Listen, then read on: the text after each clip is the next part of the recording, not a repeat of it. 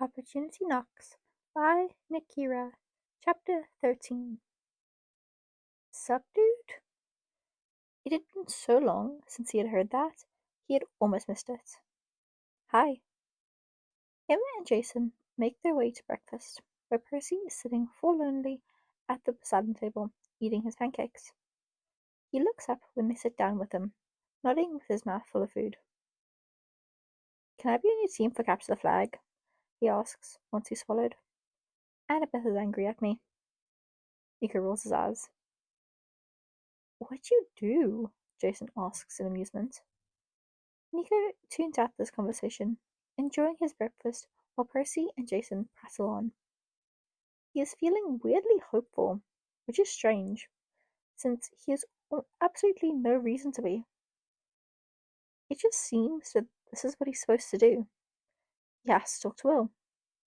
That will solve everything. He'll live this day as if it counts. He makes his excuses as usual, shadow travelling to the alley he could probably find his way through with his eyes closed at this point. There's the Cyclops, big and hulking and angry, and there's Billy, looking terrified.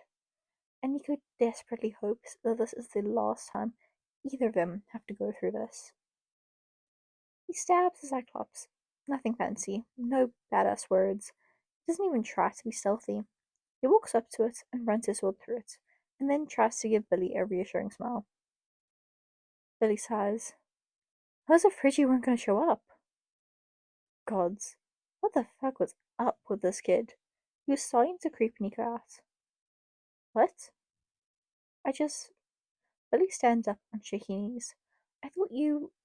He looks around at them as if just realizing where he was. Then he looks back at Nico. I thought I've seen you before, he says. Nico swallows. You must have dreamt it, kid. Are you going to take me somewhere safe? Yeah, he says, wondering what the fuck any of this meant. Yeah, I am. What about my sister? He's talking to Nico as if they know each other, which they do, but only one of them is supposed to know that. It's eerie. Who is your mom, kid? I'll take you back here to look for her, okay? Billy nods happily, grabs Nico's arm before Nico even tells him to, and they step into the shadows. Um, he waves at Jason and Percy, who look back at him in bemusement. Where did you find a kid? I'm not a kid, Billy shouts, far louder than was necessary. I turn 11 next month. Percy raises his eyebrows. Then he looks at Nico. Shut up. You don't even know what I was going to say. Yes, I do. And shut up. Percy grins. Nico killed a monster. He just slashed him through with a huge sword. It was black and really big. Do you guys have swords? Jason's eyebrows knit together. Percy shoots another glance at Nico. Shut up, Percy. It isn't until he is watching the orientation video with Billy once again that he realizes he hasn't told Billy his name this time. Nico and Billy take guard duty again. Slow down, he reminds Jason and Percy. If you guys get their flag too quickly, people are going to start getting mad and Kara might limit what we can do. Percy points at him. That's why we keep you around. Gee, thanks. The rest of the team disperses, and Nico and Billy take their spots. It's quiet, which is his first clue that something is not right.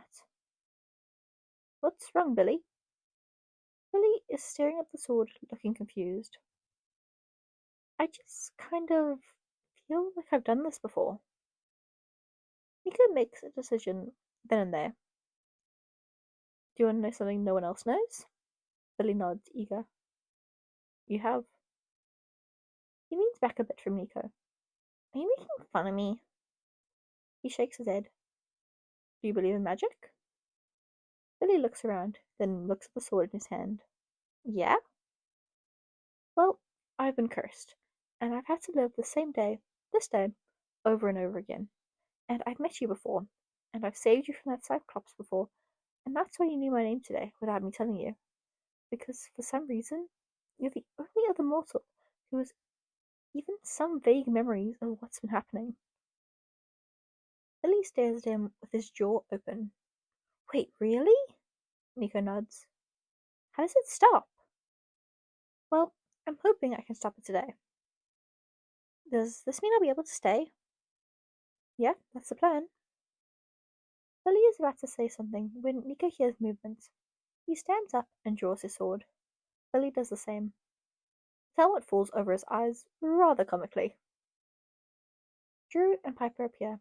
Piper smiling at him warmly. Drew eyeing him with thinly veiled disgust. D'Angelo? Hi, Drew. How nice to see you. Her lip curls. We're gonna take this flag now. He laughs. No offense, Drew, but you're not going to take anything. I'm willing to bet Llewellyn and Cecile are about to, however. Piper narrows her eyes at him. Nico sinks Drew, mostly just because he really wants to, and then turns around, turning back to where the flag is. Llewellyn and Cecile are frozen, staring at him before Llewellyn smiles. Well, I guess we're evenly matched. Solace is in the tree. Cecile makes an irritated noise. How do you know these things? Bull drops down noiselessly. I guess you can just sense me. Hi, Nico, he says with a wink. Our bond is that strong. Nico flushes and turns away. Honestly, you can take the flag if you like. Jason and Percy are about to win. You're weirdly clairvoyant today, D'Angelo. Good word choice, Cecile. Did you swallow a dictionary? Cecile flips Will off without taking his eye off Nico. Nico just shrugs. Guess I just have faith in my friends. Llewellyn narrowed her eyes at him again, and he's expecting her to launch into another tirade about the magic around him when Billy gets going. Is that a bow and arrow? Do you know how to shoot? That's so cool. Can you teach me? Who's your parent? Will opens his mouth, either to answer or ask Nico what the fuck is happening. He isn't sure, but Billy keeps going. Are you friends with Nico? He saved me. He says that he's been. Okay, Billy, that's enough. Nico starts, and just then he is saved by the sound of a horn, and Llewellyn lets out a string of curses, turning and stomping off. Cecile gives him a lazy wave and follows after her. Is that only one? Nico nods. Billy lets out a whoop, and Nico decides not to point out that he didn't actually do anything. Excuse me? He turns around to see Piper tugging uselessly at Drew's arm, trying to free her from her dark prison. Next to him, Will makes a noise that sounds very much like he's trying to stifle his laughter. Piper looks like she's having the same problem. D'Angelo! He laughs and frees her. She scrambles out and gives him a glare that could scare the pants off his father. She opens her mouth, closes it, and storms off. Piper follows, after grinning wildly at him, trying to calm her down. You're waking up with permanent makeup on tomorrow, Will says. Nico shrugs. He would welcome permanent makeup if it meant he got to see tomorrow. So, are you going to tell me where you got this child from? He nods at Billy, who had run off with Drew and Piper. Nico can distantly hear him asking questions about what permanent makeup meant. Found him in an alley. There was a Cyclops attacking him. And do I want to know why you were in a random alley in the city when you were supposed to be here all day? That, he says, is an incredibly long story, Will. What does that mean? Will looks very distrustful. Nico nudges him lightly with his shoulder. It was nothing bad, honestly. I'll tell you later. Hey, can you meet me after the campfire? I need to talk to you. Sure. About what? I'll tell you tonight. I'm not dying or running away, so don't give me that look. Will smiles. Nico is not surprised when his stomach does a complicated little flap. Alright, sure. It's a date. See you later, he says. He says with a wave, seeming not to notice the look on Nico's face. Will Solace was going to be the fucking death of him. He sits with Jason and everyone else that night. because he knows if he stays with Will, he'll be constantly bombarded with questions about what he needs to talk about. Leo launches himself into the fire again. Honestly, if Nico never has to see that again, it'll be too soon. Billy screams, everyone laughs, and then Billy starts raining questions on Leo, who looks around desperately for a savior who never comes. Nico is in high spirits. For some reason, he feels really good about this. He'll talk to Will, he'll ask him about what hasn't technically happened, about how he felt, why he acted the way he did if he didn't actually feel the same. Talking to Will had to be what fixed this. Instead of ignoring what happened and running away, he would face it head on. He wouldn't let love get the better of him. That had to be what Aphrodite wanted. She had to want him to talk to Will. There was no other option. If this doesn't work, he doesn't know what he'll do. Good luck! Billy shouts at him as he heads back to the Hermes cabin. Nico appreciates the gesture, really, but he would have liked if Billy had maybe been a bit more discreet. Good luck with what? Jason asks, looking at him funny. Nothing. What do you need luck for? Nothing, Jason. God, you're so nosy. I'm not nosy.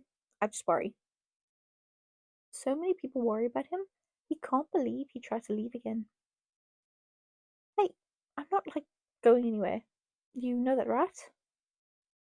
Jason shoots him a look, then he smiles, wrapping an arm around Nico's shoulder. Yeah, I know. I'm sorry, he tells him silently. I understand now. If he had gained anything out of this horrible experience, it's that he had friends who would do anything for him. He knows that now. He thinks about Annabeth's graphing paper, Piper's apologetic face when she told him her idea, Rena's hand on his, Percy's lips on his. Hell, even Leo helped. Nico is pretty sure Leo is still kind of afraid of him. And then there was Jason. Nico had never really sat back and thought about how lucky he was to have Jason Grace for a best friend. It was, after all, Jason he had gone to when he had finally snapped the first time. It was always Jason. Thanks. For what? Nico shrugs, which is weird, considering Jason still has an arm around him. Just, everything. Jason raises an eyebrow. You're acting weird. Nico scowls. Can't a person express their gratitude for their friends without people finding it suspicious? Sure, but it's you. I take back everything I said. Jason laughs. Are you sure you're okay, Nico? Maybe you should go see the doctor. Nico jerks away. I fucking hate you, he says as Jason laughs loudly. No, you don't, Jason says when he stopped laughing, and as annoying as it is, Nico knows he's right. That was fun. I don't know if I'll do a second chapter of this today. Might not. I'm kind of working on a compilation of a whole bunch of short ones from the S&D tier, purely because half the ones that I can find are 100 words. I'm not gonna make a video on 100 words. So we just got that one. Well, anyway, bye.